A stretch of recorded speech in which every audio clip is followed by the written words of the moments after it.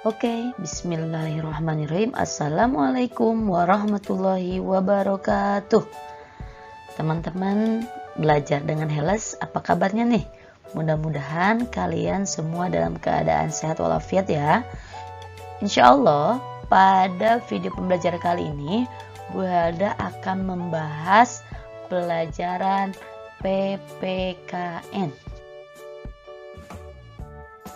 Sebelum kita mulai, mari kita berdoa terlebih dahulu ya dengan membacakan doa sebelum belajar. Rabbi zidni ilman warzuqni fahman. Ya Allah, tambahkanlah ilmuku dan pertinggilah kecerdasanku. Amin. Baik, kita mulai saja. Insya Allah di video pembelajaran kali ini PPKN yang akan Bu Helda bahas yaitu mengenai hubungan dan makna simbol dengan sila-sila Pancasila. Ya, hubungan dan makna simbol dengan sila-sila Pancasila. Ada dua pembahasan yang akan Bu Helda bahas. Pertama, yaitu mengenai hubungan simbol dengan sila-sila Pancasila, dan yang kedua adalah mengenai makna simbol dari sila-sila Pancasila. Kita bahas yang pertama, yaitu hubungan simbol dengan sila-sila Pancasila. Nah, perlu kita ketahui bahwa Garuda Pancasila itu terdiri dari 3 bagian utama. Apa saja bagian itu? Pertama, ada bagian burung Garuda itu sendiri. Nah, seperti ini. Yang kedua, ada perisai atau tameng. Seperti ini bentuknya. Dan yang ketiga, itu ada pita putih. Ya, ada pita putih. Seperti apa? Seperti ini. Kalau kita gabungkan, bentuknya tidak aneh seperti yang digambar, dipisah-pisahkan. Nah, akan menjadi sebuah satu kesatuan seperti ini. Ini dia lambang negara Indonesia, Garuda Pancasila. Nah, Bu Helda akan bahas satu persatu ya, dimulai dari burung Garuda. Burung Garuda. Nah, teman-teman, burung Garuda ini pasti memiliki arti khusus ya. Tidak mungkin bangsa Indonesia memilih burung Garuda tanpa ada alasan khusus ya. Nah, alasannya seperti apa? Atau burung Garuda itu melambangkan apa sih? Nah, ternyata burung Garuda ini melambangkan bahwa negara Indonesia ini negara yang besar dan kuat. Seperti halnya burung Garuda itu sendiri. Jadi burung Garuda itu dilambangkan sebagai burung yang kuat, yang besar. Itu sama dengan Indonesia. Negara Indonesia itu adalah negara yang besar dan kuat. Kemudian yang kedua, warna emas. Nih, warna emas pada burung Garuda itu juga ada artinya, yaitu melambangkan sebuah kemegahan, kejayaan besar tentunya yang dimiliki oleh bangsa Indonesia. Yang berikutnya adalah sayap, paruh, cakar, serta ekor pada Garuda ini melambangkan tenaga dan kekuatan pembangunan Indonesia. Dan yang berikutnya adalah jumlah bulu-bulu yang terdapat pada bagian dari setiap burung Garuda ya. Pertama yang dibahas di bagian sayap. Di bagian sayap burung Garuda itu terdapat 17 helai. Kemudian di bagian ekor ya, bagian bawah, di bagian ekor ini terdapat 8 helai bulu. Yang ketiga, di bagian pangkal ekor ini memiliki jumlah bulunya adalah sekitar 19 helai. Kemudian yang berikutnya itu ada di bagian leher. Jumlah bulu yang terdapat bagian leher itu kurang lebih ada 45 helai. Nah, kalau kita lihat pada bagian sayap, pada bagian ekor, pangkal ekor, kemudian di bagian leher, itu angka-angkanya tidak asing dan tidak aneh buat kita. Nah, jumlah setiap helai pada setiap bagian-bagian yang ditunjukkan tadi itu melambangkan khusus buat bangsa Indonesia, melambangkan hari kemerdekaan Indonesia yang jatuh pada kapan? Pada tanggal 17 Agustus 1945 atau tanggal 17 bulan 8 tahun 1945. Jadi bukan asal nih ya, ada makna tertentu di balik jumlah-jumlah bulunya. Tentunya ini merupakan dari perjuangan para pahlawan kita. Nah, yang berikutnya bagian kedua itu adalah tameng atau perisai. Pada dada burung Garuda terdapat sebuah tameng atau perisai.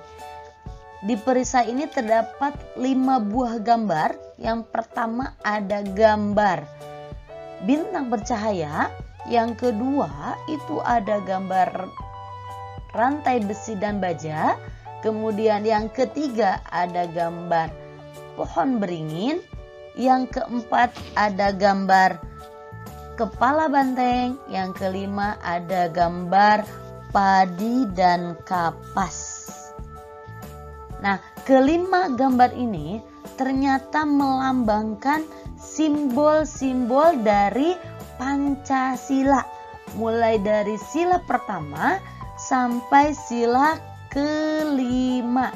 Jadi lambang-lambang yang berada di dada burung Garuda ini melambangkan simbol Pancasila. Kemudian yang berikutnya adalah, perhatikan baik-baik pada gambar tameng atau perisai. Di tengah perisai terdapat garis tebal. Bu Helda tunjukkan ya. Nah, ini dia, garis hitam tebal. Melambangkan apa ini? Ini melambangkan letak Indonesia yang dilalui oleh garis khatulistiwa. Nah, itu. Kemudian yang berikutnya, kita lihat di gambar atau di perisai ada warna merah ya. Warna merah ini mencerminkan atau melambangkan sebuah sifat keberanian ya, yang tentunya harus dimiliki oleh setiap warga negara Indonesia. Kemudian yang berikutnya adalah warna putih, melambangkan 3 hal. Pertama, kesucian, yang berikutnya adalah kebenaran, dan yang terakhir adalah kemurnian. Dan tentunya warna merah putih yang terdapat pada perisai ini pasti melambangkan warna bendera kita. Yang ketiga adalah pita putih ya, yang dicengkram oleh kaki burung Garuda. Pada bagian bawah Garuda Pancasila ternyata terdapat pita putih yang dicengkram, atau tulisan yang terdapat pada pita putih ini adalah tulisan Bhinneka Tunggal Ika yang memiliki arti walaupun berbeda-beda tetapi tetap satu jua. Jadi Bhinneka Tunggal Ika ini merupakan simboyan dari negara Indonesia. Selain itu, Bhinneka Tunggal Ika ini seperti halnya tulisan Pancasila itu terdapat dalam sebuah kitab Sutasoma. Karangan siapa? Tentunya karangan Empu Tantular yang hidup di masa kerajaan Majapahit, kurang lebih pada abad 14. Selanjutnya kita masuk ke dalam pembahasan, yaitu tentang makna simbol sila-sila Pancasila. Kita mulai dari sila pertama. Apa sila pertama? Ya, betul. Sila pertama adalah ketuhanan yang Maha Esa. Memiliki simbol atau disimbolkan dengan bintang bercahaya. Bintang bercahaya ini memiliki arti petunjuk dan bimbingan Allah kepada manusia. Ya, kita hidup di dunia ini pasti butuh bimbingan dan petunjuk. Dari siapa? Kalau bukan daripada Allah Subhanahu wa taala yang menciptakan kita. Selanjutnya yang kedua adalah kemanusiaan yang adil dan beradab. Kemanusiaan yang adil dan beradab ini mempunyai simbol rantai besi baja. Nah, seperti ini simbolnya. Nih, kalau kita lihat rantai besi baja ini melambangkan laki-laki yang harus kuat dan perempuan yang harus bersatu. Jadi, rantai besi baja ini melambangkan bahwa setiap manusia itu saling membutuhkan satu sama lain, dan ini perlu bersatu supaya apa? Supaya menjadi kuat. Kemudian kalau kita lihat pada simbol kemanusiaan yang adil dan beradab ini, ada rantai yang berbentuk bulat dan ada juga rantai yang berbentuk kotak. Nah, ini tentunya memiliki atau melambangkan arti lain. Artinya apa? Untuk rantai yang berbentuk bulat itu melambangkan perempuan, sedangkan untuk rantai yang berbentuk kotak itu melambangkan laki-laki. Nah, rantai-rantai ini antara rantai bulat ataupun rantai kotak itu saling berhubungan, saling sambung menyambung satu sama lain, dan ini melambangkan atau memiliki arti bahwa generasi penerus yang nantinya akan saling turun temurun, ya, jadi satu kesatuan. Kemudian yang berikutnya adalah sila ketiga yang berbunyi Persatuan Indonesia. Sila ketiga ini dilambangkan pohon beringin. Nah, pohon beringin ini melambangkan bahwa negara Indonesia yang menaungi seluruh rakyatnya, yang terdiri dari berbagai suku, bangsa, dan budaya. Kalau kita lihat pada gambar pohon beringin itu ada juga, selain pohonnya secara utuh, ada juga akar pohon serta batang dan daun yang rimbun atau yang rindang, yang lebat. Kita mulai dari batang.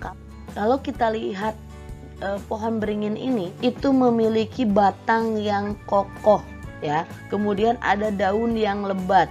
Nah, ini tentunya pasti memiliki arti dari batang yang kokoh dan daun yang lebat atau rimbun ini melambangkan sifat perlindungan dan pengayoman, ya. Dari siapa? Dari bangsa Indonesia untuk rakyat-rakyatnya. Nah, kemudian ada juga akar-akar, ya. Kalau kita lihat pohon beringin, ada akar-akar yang menggelantung, ada akar-akar yang menjalar.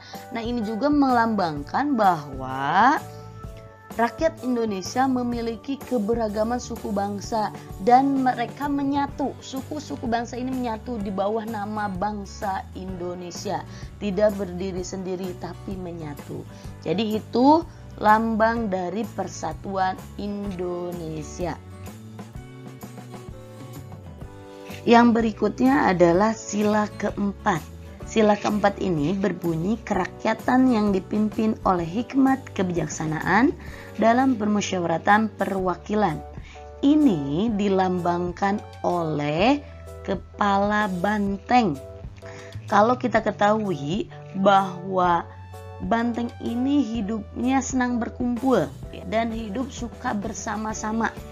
Ini melambangkan bahwa masyarakat Indonesia selalu berkumpul untuk bermusyawarah, terutama ketika sedang menyelesaikan masalah atau berkumpul bermusyawarah mencari jalan keluar bersama dari setiap masalah. Nah, itu arti dari lambang keempat, ya, atau simbol keempat dari Pancasila.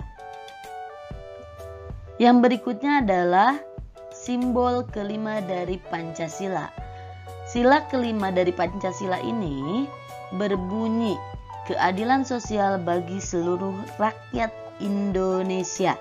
Sila kelima ini disimbolkan atau dilambangkan dengan padi dan kapas.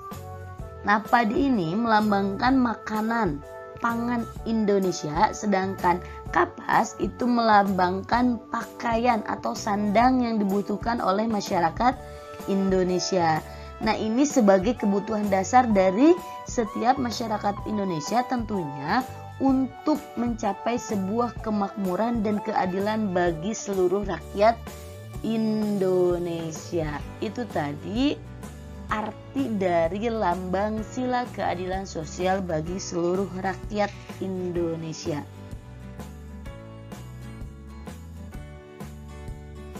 Nah, yang berikutnya adalah kuisnya untuk kali ini berbeda. Kuis kali ini adalah kalian mengerjakan soal yang ada di link di bawah ini ya, link quizzes. Nih, linknya ada di bawah ini, atau kalau kalian sulit untuk mengetiknya ke dalam laptop kalian atau ke dalam handphone kalian, boleh kalian lihat linknya di deskripsi video pembelajaran ini. Tentunya sebelum mengerjakan kuis, kalian silakan berlatih dulu ya. Berlatih dulu dengan mengerjakan latihan yang ada di modul.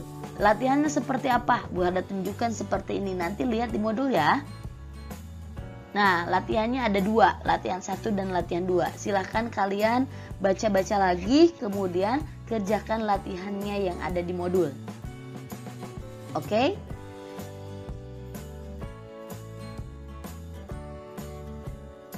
Tibalah kita di penghujung video pembelajaran ini.